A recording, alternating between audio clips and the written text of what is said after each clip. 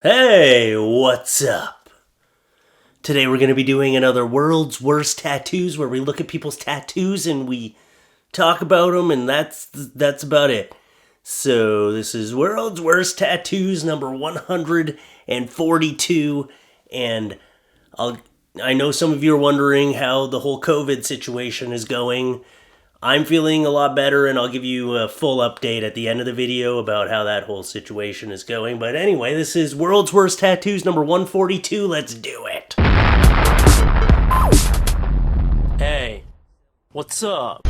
Here's a tiger tattoo. I think this tattoo is supposed to be a tiger coming out of a flower. Like, the tiger head is like the pollen part of the flower, you know? It really just looks like a badly done tiger tattoo. The flower petals kind of look like purple toilet paper. And if it's toilet paper, the black specks are probably feces. I've seen a lot of very badly done tiger tattoos. I guess it's very common. It's a very common tattoo, tiger tattoos, and I've seen a lot of bad ones. It's very hard to do a tiger tattoo. Apparently the eyes are especially hard, because in my last video I showed this one, and now we got this one. At least this one you can tell it's a tiger. The other one could have been any animal, I don't know. Well, you got a badly drawn tiger with some purple poo colored toilet paper. Maybe that's exactly what they asked for.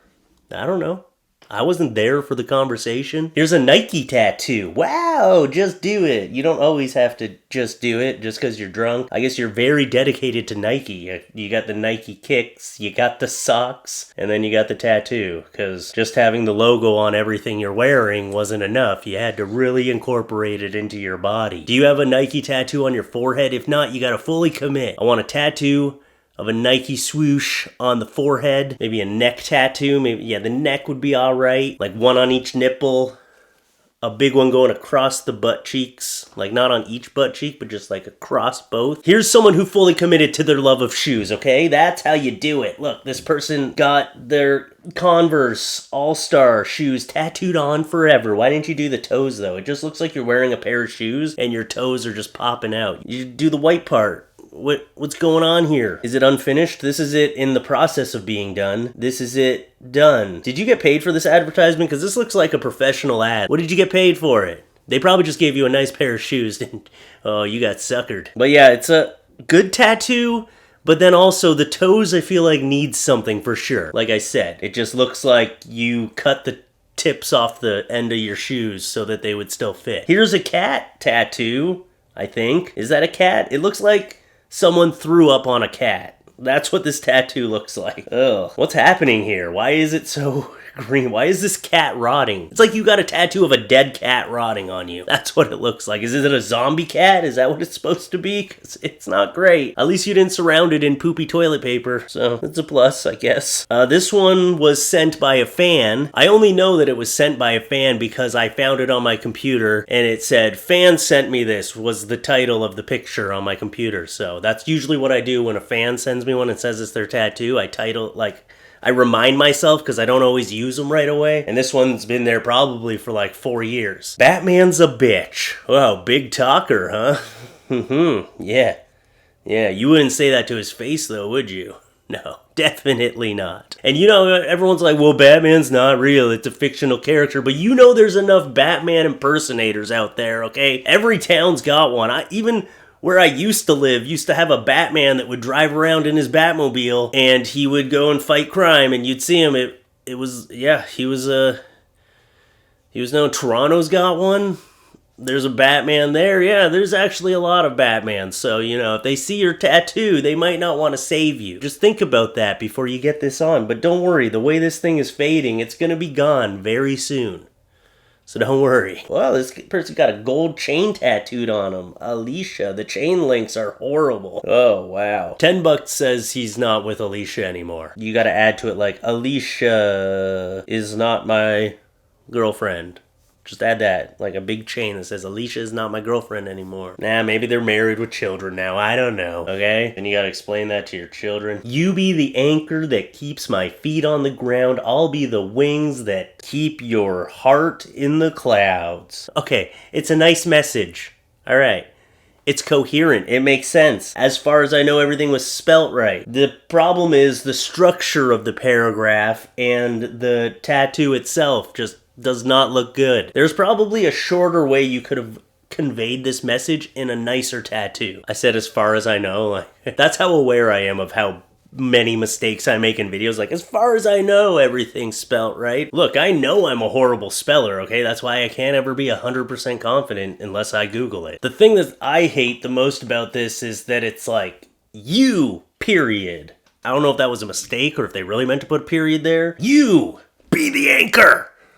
Why are you yelling at me? Stop yelling at me. Be your own damn anchor. Here's a Wonder Woman tattoo. It looks like Wonder Woman dabbing, but really she's like spinning in circles, I guess. But why? Where's her face? It's like a neck with hair on it. What the hell happened? What? This hand here. Ugh. That hand is disgusting. Hands are really hard, okay? I draw pictures sometimes, and I know that hands are hard. If you can't handle drawing a hand, hide it behind the back, or, you know, make it just like a fist, or don't do tattoos for a living. I don't know. It's like Wonder Woman was spinning in circles and then she got decapitated, and that's when they found out she wore a wig and it flew off her head, landed on her little neck stump, and alright, it makes sense now to me.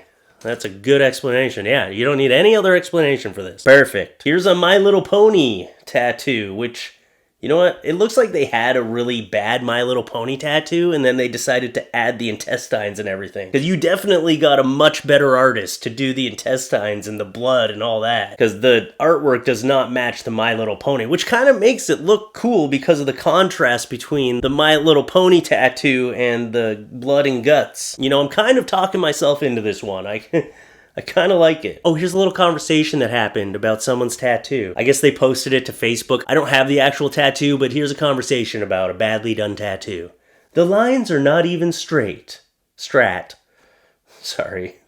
The lines are not even strat. I'd be getting my money back and sitting through the pain to get it covered up. Guess what I just learned about the guy who did it? Literally, not only is he not licensed, but he's a felon, and in the state of Indiana isn't supposed to tattoo on people. His felony is from him strangulating someone. I literally had no idea until someone did a background check on him. So you did the background check after you got the bad tattoo. Yeah, that's not the order that should go in. You gotta do some research on the people that are putting a needle into your skin, okay? I doubt that this person was being sanitary when they gave you the tattoo. Holy shit.